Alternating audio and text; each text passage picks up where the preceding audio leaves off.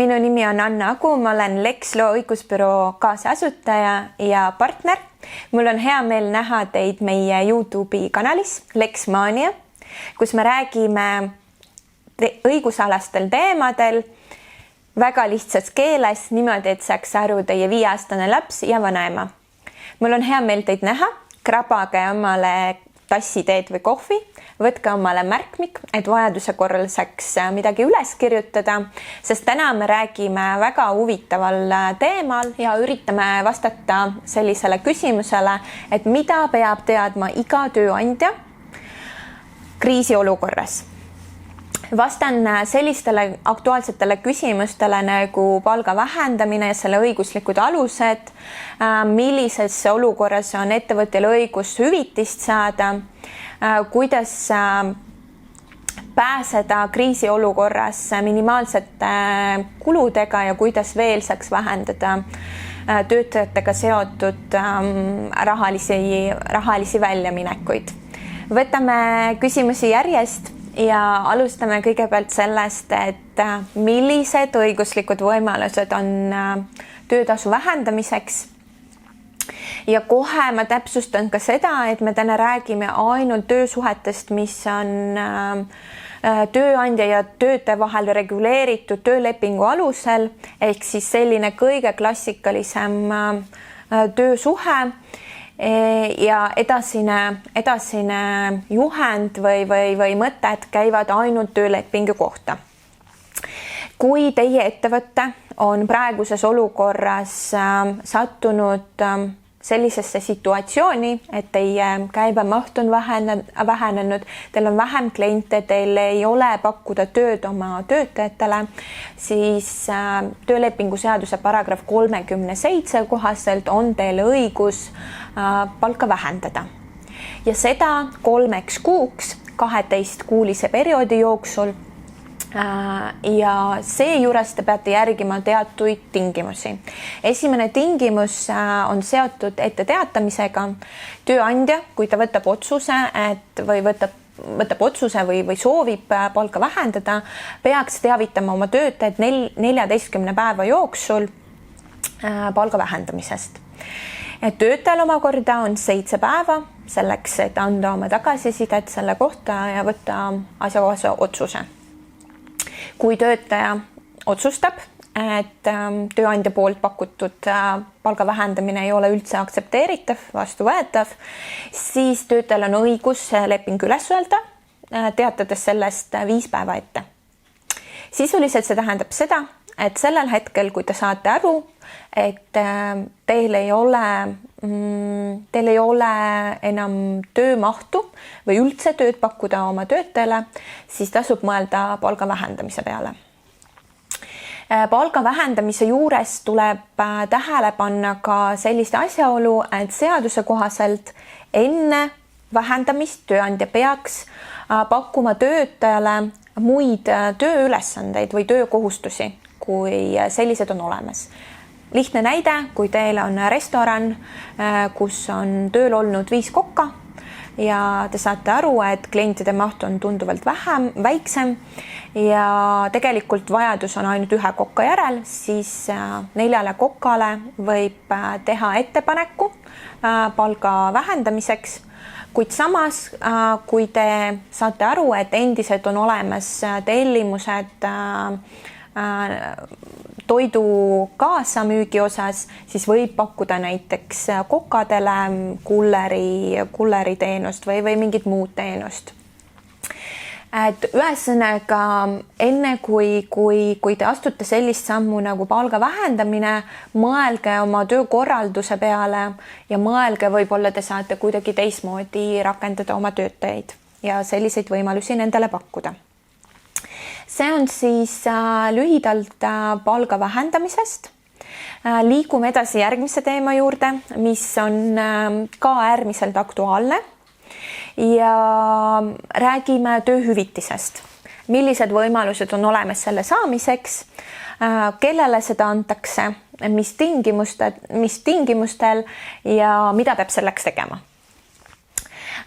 Tegelikult alustame sellest, et mis on tööhüvitise eesmärk ja kellele on see mõeldud.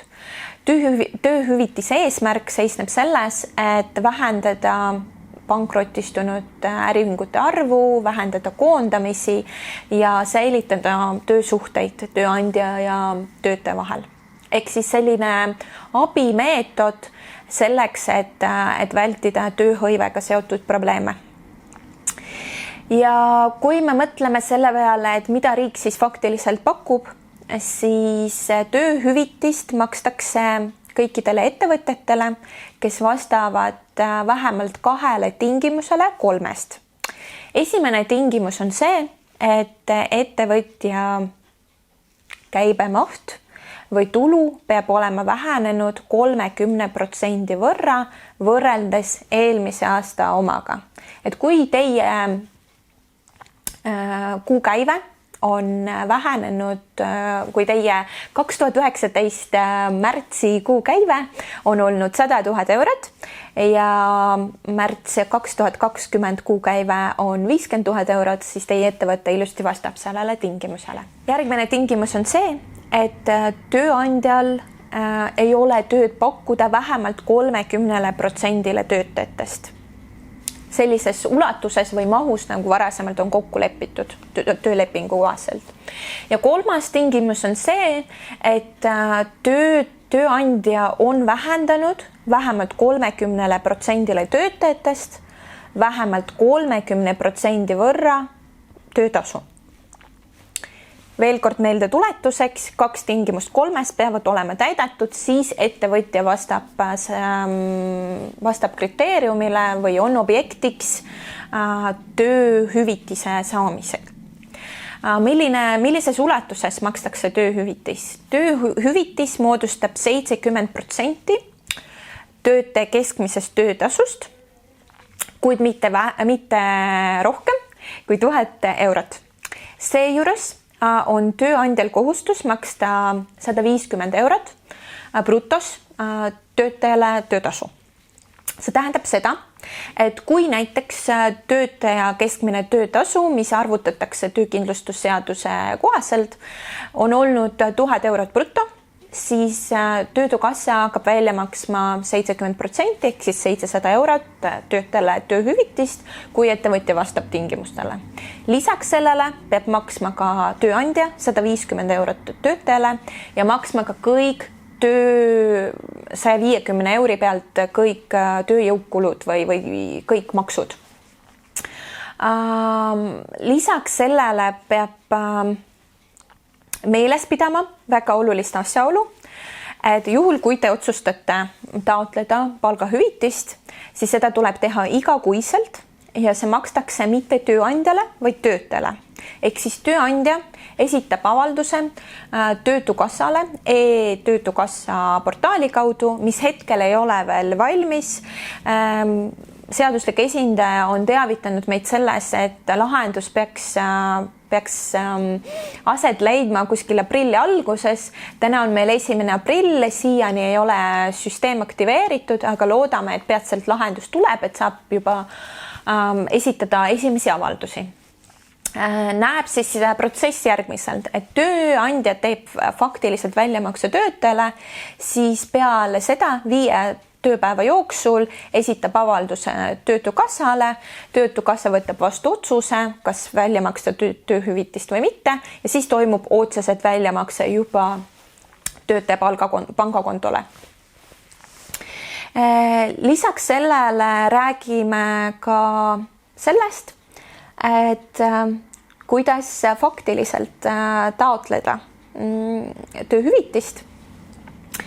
Ja seadusandja on öelnud seda, et protsess peaks olema lihtne ja tööavalduses tuleb märkida järgmised andmed. Esiteks siis töötaja andmed, sellised nagu eesperekonnanimi, isikukood ja pangakonto andmed, siis tööandja andmed, registrikood, aadress, äriühingu nimi, siis tõendid selle kohta, tõendid ja põhjendused selle kohta, et teie ettevõte vastab nendele tingimustele, millest me varasemalt rääkisime.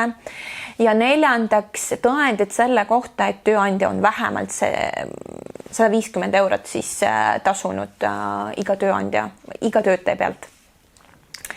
Need on siis 4 sellist aspekti, mis peavad igas avalduses kajastuma ja avaldus esitatakse igakuiselt, see on hästi oluline.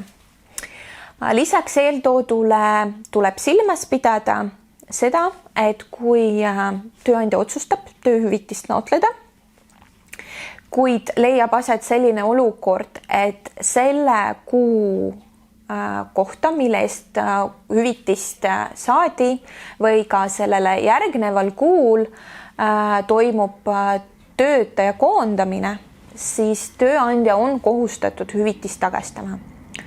See tähendab seda, et enne kui te võtate vastu otsuse, kas taotleda tööhüvitist riigilt või mitte, siis mõelge, kas te suudate ja soovite faktiliselt jätkata oma töösuhet töötajaga. See on oluline, sest vastasel korral te pärast olete kohustatud tagasi maksma hüvitist, mida riik siis maksis välja töötajatele.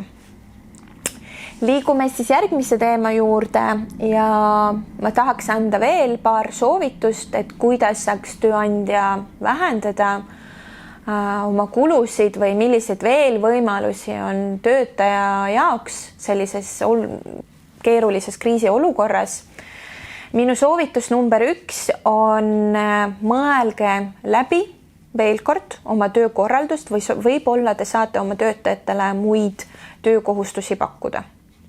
Ja see on seadusega lubatud, et palga vähendamise korral alternatiiviks võib pakkuda muid töökohustusi töötajale. Töötajal on õigus siis kas neid aktsepteerida või mitte.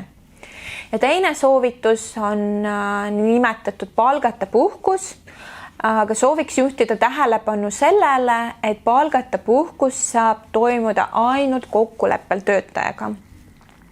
See tähendab seda, et tööandja võib pakkuda sellist võimalust, et ole hea, võtta puhkust 2 nädalaks ja naudi aega oma perega või naudi loodust, aga töötajal on siiski õigus keelduda sellest. Oluline on see, et kui me räägime palgata puhkusest, siis seal ei ole enam mingisuguseid seadusega sätestatud tingimusi ja pooled on siis tööandja ja töötaja on võimelised kokku leppima tingimustes. Samuti, kui me räägime palgata puhkusest, siis see ei ole objektiks tööhüvitise saamisel. Ehk siis, kui te võtate ikkagi vastu koos tööandjaga või töötajaga, siis te peate aru saama, et see on mõlema poole otsus ja vastutus. Minu poolt on see tänaseks kõik. Ma loodan, et te leidsite midagi asjalikku ja huvitavat enda jaoks, et see info on olnud teile kasulik. Juhul, kui teil on jäänud täiendavad või tekkinud täiendavad küsimused, siis hea meelega vastame nendele, jätke need kommentaaridesse.